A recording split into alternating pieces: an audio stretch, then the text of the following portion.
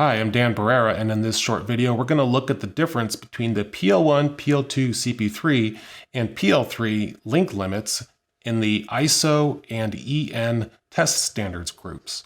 So when selecting those standards in your LanTEK, you'll be presented with different options for your link models. And there's two choices. There's one that says PL1, PL2, CP3, and then a second one that says CP3. So the difference between these will show on these diagrams here. So PL1 is where the cable is installed between two patch panels. This could be between two equipment rooms on the same floor, or between two patch panels on different floors or in a data center, but it's still a 90-meter limit, length limit. The second type is the PL2.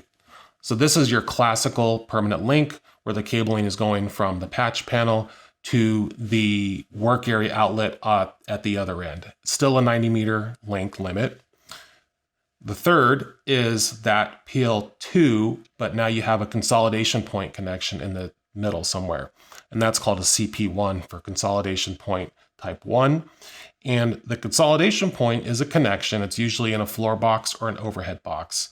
And what it allows you to do is install part of the cabling up to that box. And then in cases where you have modular furniture that's used that can be moved around during the life of this cabling, you want to have a way to disconnect the end of the cabling, reconfigure that furniture, and reconnect it. So that consolidation point connector allows the cabling from that furniture for a short length of it, usually 15 meters or so, to be run to a connector that's tying all of that cabling for that group together and then going back during the long part.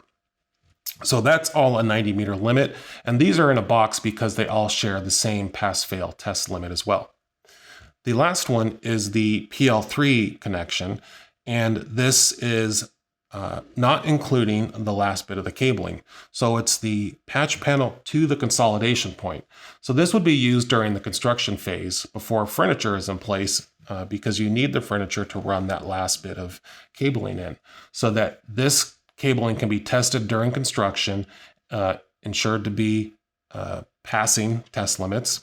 And then afterwards, you can, when the furniture is installed and the last piece of cabling is in place, then the CP1 test limit can be used to test the whole installed link.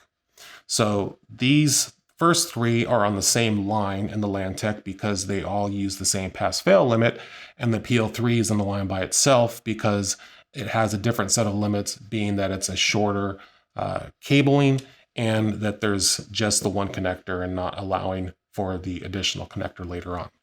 So I hope that clears up the differences between these different link models. And thank you for watching. I'm Dan Barrera.